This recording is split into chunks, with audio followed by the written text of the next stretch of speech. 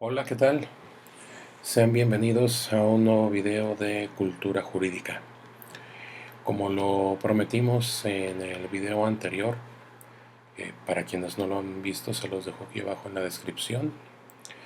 El día de hoy vamos a hablar de un tema que está haciendo mucha mella en las personas, sobre todo aquellas que se han quedado sin empleo, derivado de la pandemia y de la contingencia sanitaria por el COVID-19, y que son las llamadas de los despachos de cobranza. ¿De acuerdo? Bueno, vamos adelante.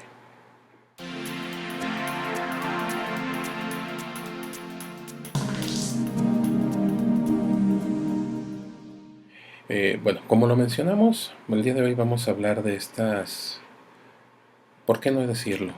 Llamadas molestas que nos hacen los despachos de cobranza extrajudicial, cuando por alguna razón que no tiene que ver con que seamos unos pillos o unos bandidos, nos hemos atrasado en el cumplimiento de nuestras obligaciones de pago.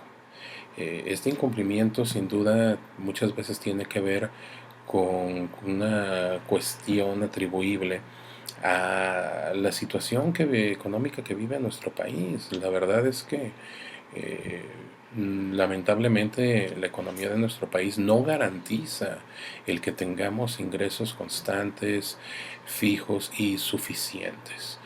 Nos podemos quedar sin empleo en cualquier momento, la fuente de trabajo se puede agotar, puede llegarnos una pandemia y el gobierno puede ordenar que se cierren las fuentes de trabajo. En fin, pueden suceder muchas cosas, y esto sin duda alguna nos va a llevar a caer en un incumplimiento en nuestras obligaciones de pago. Y es entonces cuando aparecen unos entes llamados despachos de cobranza, y son un terror para las personas. ¿Por qué son un terror? No por nuestra deuda. Lo que asusta a las personas no son sus adeudos, sino la forma en las que estos entes llevan a cabo sus gestiones, entre comillas, de cobranza. La verdad es que no voy a dar ningún nombre de ningún despacho, no se trata de quemar a nadie, solitos se queman, ¿sí? Pero la verdad es que deja mucho que desear la forma en la que se dirigen a los deudores. Si bien es cierto, han incurrido en una situación que va contraria al contrato que firmaron, también lo es que estos despachos, independientemente de lo lamentable que sea su proceder, está totalmente alejado de la norma. Estos despachos, como iremos viendo a lo largo del video, están normados, ¿sí? Tienen regulaciones muy específicas, e incluso muchas de las conductas que llegan a desplegar cuando se dirigen de la forma en la que lo hacen hacia los deudores, déjenme decirles que son constitutivas de delito. Así es. Así es, muchos de estos despachos incluso llegan a cometer delitos por la forma en la que se dirigen hacia los deudores. No estoy diciendo que el no pagar sea lo correcto, no, no, por supuesto, como abogado, yo les puedo decir que claro que es nuestra obligación cumplir con nuestros pagos, sin duda alguna. Hicimos un compromiso, pero hay formas que se deben seguir, lineamientos que se deben cumplir por parte de estos despachos, y si no lo hacen, bueno, pues están incurriendo en diferentes responsabilidades que pueden llevar desde una multa, ¿sí? por parte de una comisión que enseguida les mencionaré, hasta la comisión de delitos.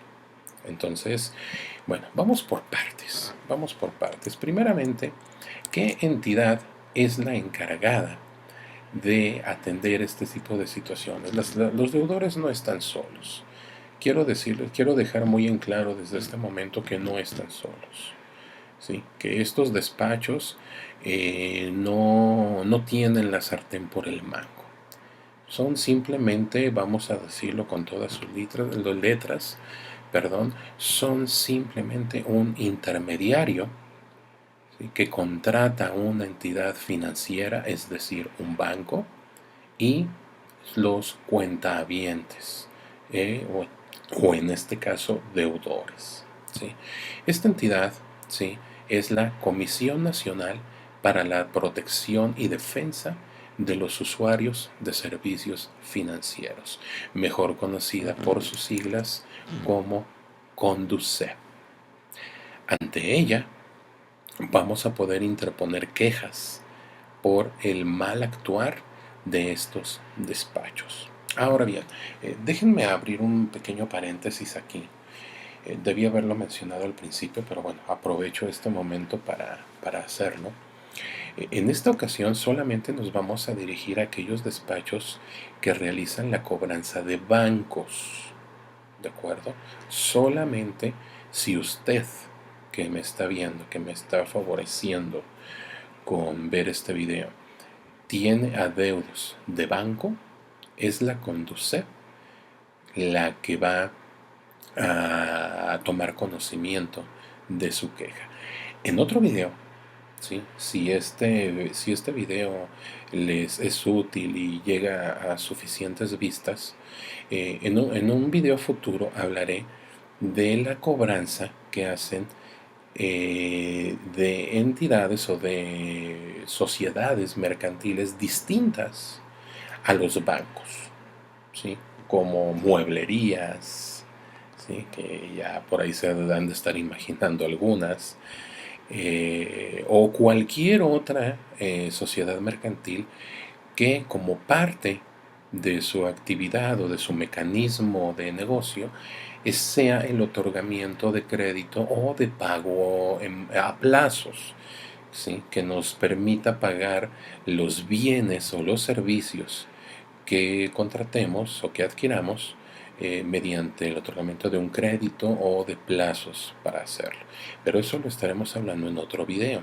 Es muy parecido, pero cambian las autoridades u organismos que eventualmente tendrían que tomar conocimiento del mal actuar de estos despachos. En esta ocasión nos vamos a centrar únicamente en despachos que le hacen su cobranza a entidades financieras o bancos, para que lo entendamos mejor. Bien, entonces ya dijimos que es la Conducef quien va a tomar conocimiento y eventualmente va a interceder, va a intermediar, ¿sí?, a favor, ¿sí?, del deudor o del usuario de estos servicios financieros ante este mal proceder por parte de los despachos. Bien,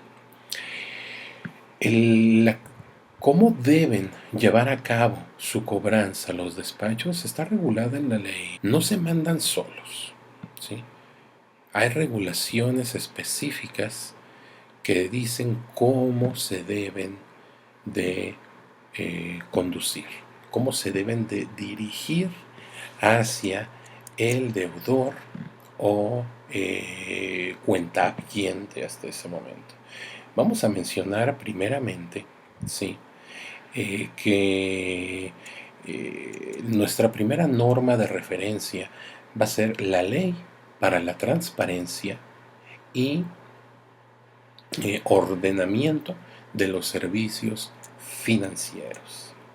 Esta ley, ¿sí?, esta ley nos va a dirigir, nos va más bien a remitir, perdón, a un acuerdo que fue publicado en el Diario Oficial de la Federación precisamente el 7 de octubre de 2014, en el cual se publican las disposiciones de carácter general aplicables a las entidades financieras en materia de derechos de cobranza. En la descripción de este video les voy a dejar un link precisamente a este acuerdo publicado en el Diario Oficial de la Federación para que quienes quieran saber más lo puedan consultar Y bueno, de manera general les puedo comentar cómo eh, regula o da reglas, como su nombre lo dice, reglas de carácter general de cómo se deben conducir. Entre otras cosas, da pie para la creación del REDECO. ¿Qué es el REDECO? Es el registro de despachos de cobranza. Fíjense, estos despachos tienen que estar registrados. No cualquier abogado que ponga una oficina en su casa o en un localito puede dedicarse a hacer cobranza de bancos. No, debe de registrarse en este REDECO, Registro de Despachos de Cobranza. También les voy a dejar el link en la descripción para que consulten más a detalle qué es el REDECO. Número 1. Número 2. Este acuerdo también señala qué condiciones debe supervisar el banco que debe tener estos despachos. Para empezar, deben de estar inscritos en el Registro Federal de Contribuyentes del SAT. ¿Sí? Muchos no lo están. ¿Sí? Deben de estar debidamente constituidos, tener nombre, domicilio, registro federal de contribuyentes, un correo electrónico, bueno, en fin, entre otras cosas. Señala también cómo debe ser la forma en la que el despacho debe abordar al deudor. ¿Sí? Y en alguno de sus puntos es muy enfático. Voy a resaltar los dos puntos más importantes. Primero, deben de dirigirse al deudor de manera que ahí es donde y en lo primero en lo que fallan todos. No se dirigen de manera ni respetuosa ni mucho menos educada. Lo primero que hacen es comenzar con las amenazas. ¿Sí? Con las amenazas y hacer señalamientos. Me ha tocado escuchar unas grabaciones que nos han hecho favor de proporcionarnos nuestros clientes, en donde incluso les dicen, ¿para qué gasta si no tiene? ¿Sí? Si apenas tiene para comer, ¿para qué se anda endeudando? ¿Sí? Ahí están las consecuencias de sus malas decisiones. En fin, se meten en cuestiones personales. Ahí ya salimos de la educación y del respeto. ¿Sí? No les interesa. No conocen las circunstancias particulares del deudor. Nadie tiene el derecho de juzgar porque se dejó de pagar. Nadie. Es algo que no le interesa al despacho. ¿Sí? Si el deudor se gasta lo que no tiene, es muy su problema.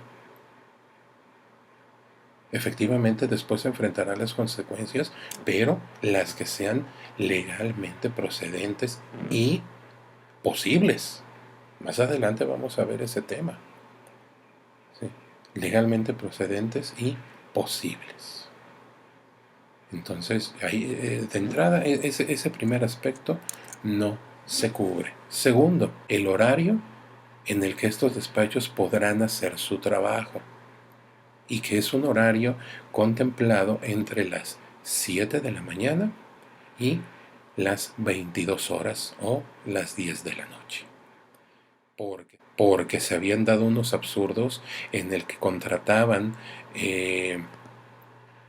conmutadores automáticos, ¿sí? Que llamaban en la madrugada con grabaciones informando de que tenía una deuda y que tenía que pasar a pagar. No es posible eso. ¿Sí? Por eso es que desde este año 2014 ya no es una ley nuevecita, ¿eh? Y sin embargo, este tipo de prácticas se siguen llevando a cabo. ¿De acuerdo? Entonces, esto es en cuanto a la ley de transparencia de las entidades financieras y este acuerdo que les comento, publicado en el Diario Oficial de la Federación. Les voy a dejar abajo los links para que los consulten y sepan más al respecto. No es muy largo el acuerdo, pero bueno, omito muchas cosas para que el video no se haga tan largo ni tan tedioso. Bien, ¿qué pasa cuando estas entidades no cumplen, no cumplen con lo estipulado en en este acuerdo y en esta ley? Bien, bueno, obviamente incurren en una irregularidad, ¿sí? Incurren en una irregularidad y dependiendo si esta irregularidad no son de las que encuadran en un delito, la Conducef, mediante la queja que el deudor interponga, podrá tomar conocimiento y podrá sancionar tanto al despacho como a la entidad financiera o banco que lo haya contratado. Estamos hablando de una multa. Pero ¿qué pasa cuando el actuar del despacho va más allá de lo que estipula dicho acuerdo y raya en una conducta delictiva? Bueno, pues precisamente eso, está cometiendo un delito que será castigado con multa y probablemente con cárcel. Esto está señalado, como lo van a ver en pantalla, en el artículo 284 bis del Código Penal Federal. Esto es materia federal, ¿de acuerdo?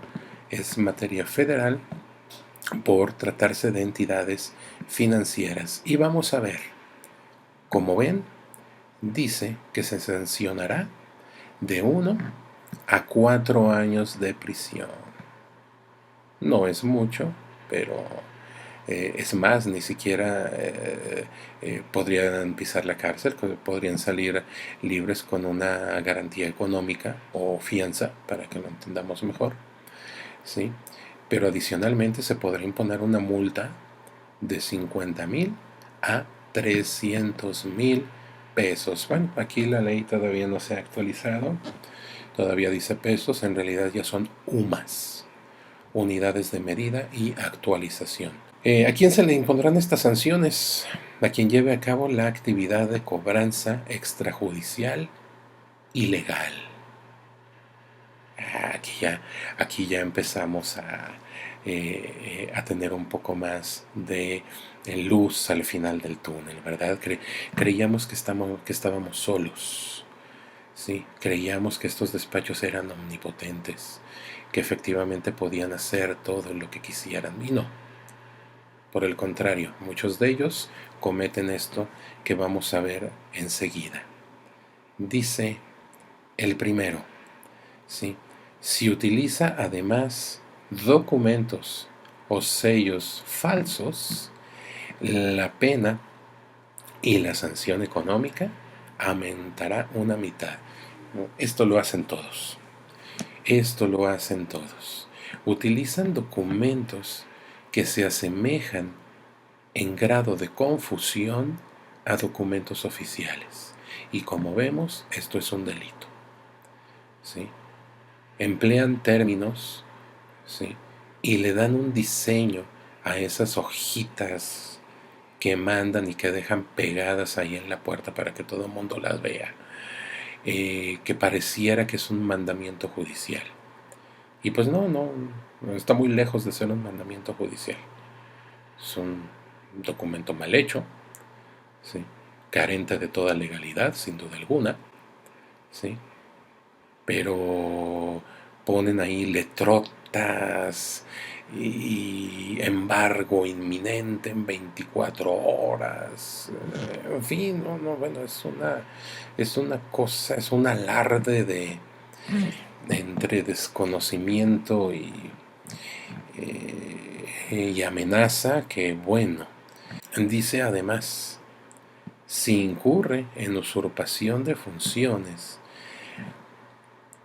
o de profesión, se aplicarán las reglas del concurso de delitos. Bueno, concurso de delitos no lo vamos a explicar ahorita, pero esta es otra práctica que también es muy común por parte de los despachos. Se hacen pasar por autoridades, o peor aún, muchos de ellos se hacen pasar por abogados sin serlo. Esa es la usurpación de profesión, ¿sí? Muchas veces, a lo mejor probablemente el titular del despacho sí sea abogado, pero la gente de la que se vale para hacer esto, no lo es. No necesariamente lo es. Entonces ahí están usurpando la profesión. Están haciendo una labor que está reservada exclusivamente para alguien que es un profesional del derecho.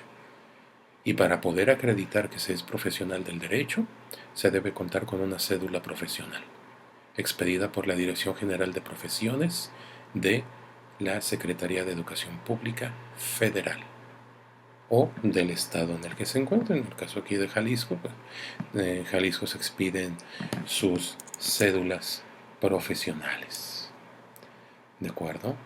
Entonces, esto recordemos, esto es del Código Penal Federal. Ahora bien, vamos definiendo qué se entiende por cobranza extrajudicial ilegal, porque a lo mejor ahorita a muchos no les ha quedado muy claro a qué se refiere este concepto.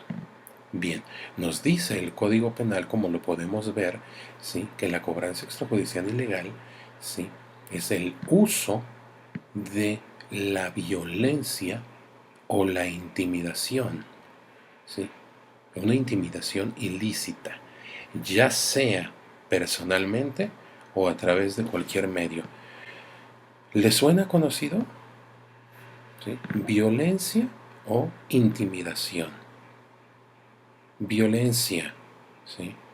El simple hecho de la forma y el tono en el que nos hablan estos despachos ya es violencia. No se tiene el derecho de que se nos hable de manera agresiva, con un tono de voz alto, fuerte o incluso gritando. Eso es violencia, ¿sí? O la intimidación. Te voy a embargar. La otra vez escuché una joya por parte de uno de estos despachos, ¿sí? Si no logro la cobranza por la vía mercantil, se lo voy a requerir por la vía penal. Y yo, ok. ¿O cómo? ¿Cómo le va a cobrar penalmente? ¿Le va a meter a la cárcel? ¿Le va a decir al juez de lo penal que le cobre? No sé, no me quedó claro. Sí. En cualquier caso, digo, al margen de la imprecisión jurídica, ¿sí?, al margen de de la evidente ignorancia de quien estaba hablando, sin duda es intimidación. Está intimidando, ¿sí? Sin embargo, también sigue diciendo que no se considerará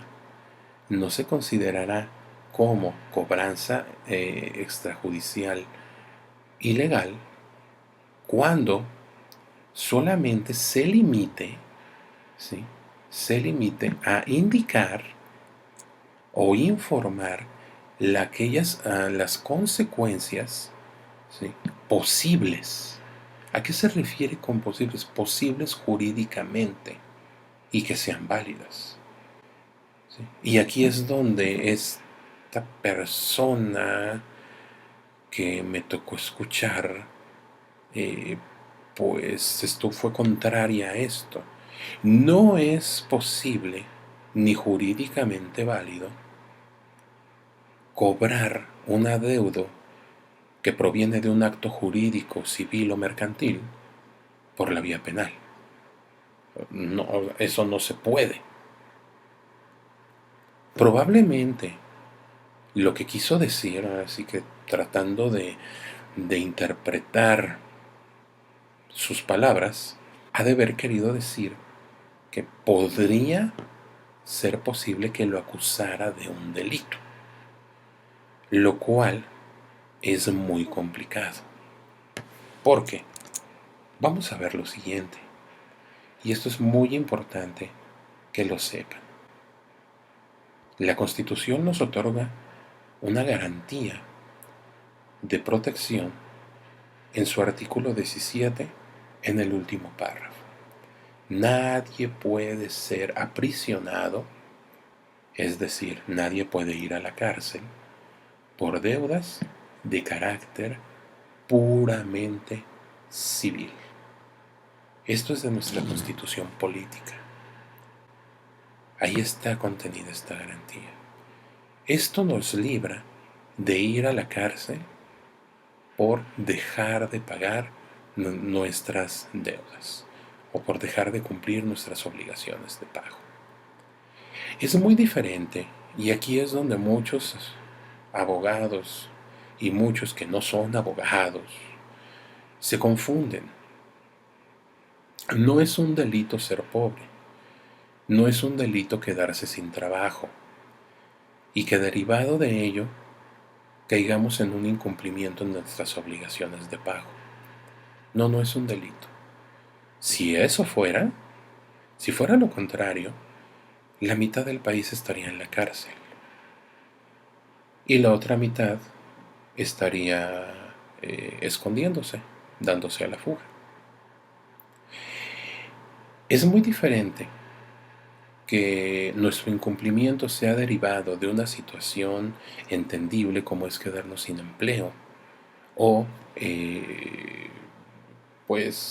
que nuestros ingresos se hayan visto disminuidos sensiblemente, a haber engañado a quien nos otorgó el crédito. Ese sí es un delito. Eso sí es castigable y por eso sí podemos ir a la cárcel. ¿Sí?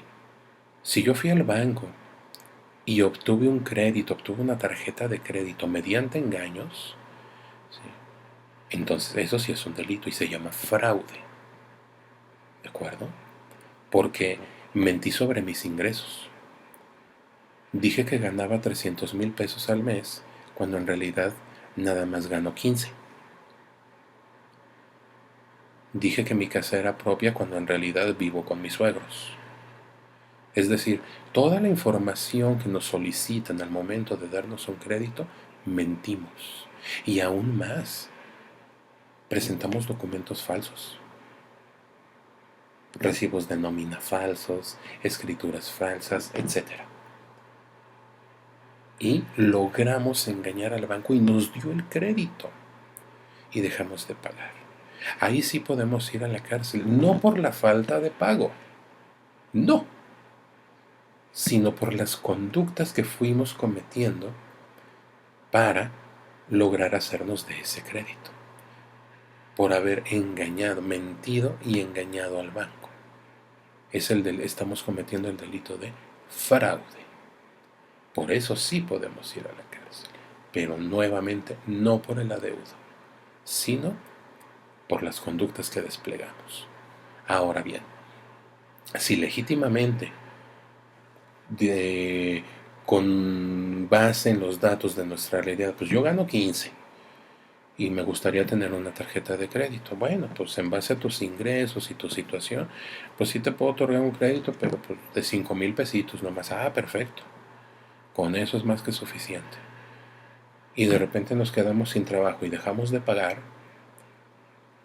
Por eso no vamos a ir a la cárcel. Porque en ningún momento mentimos. No engañamos. ¿Sí? Perdón, me quedé sin trabajo. No fue mi culpa, no es mi responsabilidad. Y aunque así hubiera sido, aunque me hayan corrido por flojo, en cualquier caso mi situación cambió, pero nunca engañé. En el momento en el que me otorgaste el crédito, yo tenía trabajo y mis ingresos, esos eran los reales. Y ahí están mis recibos. Por eso jamás vamos a ir a la cárcel, porque la Constitución nos protege. Entonces, en resumen, y para que el video ya no se haga tan largo, lamentablemente, la forma en la que hacen su trabajo estos despachos deja mucho que desear. ¿Sí? Señores, no se asusten. En otro video vamos a ver las posibles consecuencias efectivamente de estos adeudos. Lo que sí puede pasar y lo que no puede pasar. Lo que nunca pasará. Entonces, en este momento, quienes están recibiendo llamadas de amenazas, estén tranquilos. Estén tranquilos porque no les pueden ir a embargar por adeudos de banco con la inmediatez que dicen que lo van a hacer. No pueden. Para empezar, no hay actividad jurisdiccional. Ahorita no hay diligencias de embargo por la contingencia sanitaria. Número 1. Número 2. Los adeudos de banco no están soportadas en títulos ejecutivos. No. Eso lo vamos a ver en otro video. Ahorita, en este momento, solamente quédense con la tranquilidad de que no les pueden hacer nada. Sí paguen, no les estoy diciendo que no paguen. Paguen sus adeudos en la medida de sus posibilidades. No es bueno deber.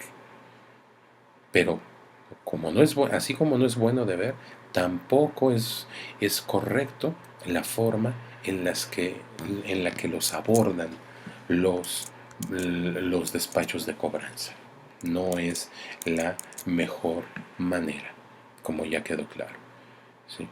Entonces, se deben sujetar a lo que marca la ley y deben de cuidarse de no incurrir en un ilícito, en un delito. ¿Sí? En fin, ahí les dejo la información. Abajo en la descripción les dejo los links de Conducef, el del Diario Oficial de la Federación, para que lo revisen más a detalle. Muchos de estos despachos, su conducta es ilícita. Y en otro video les voy a decir qué sí puede pasar derivado de sus adeudos y qué no puede pasar, qué nunca pasará. ¿De acuerdo? Y en otro video próximo, ¿sí?, veremos los adeudos distintos a bancos.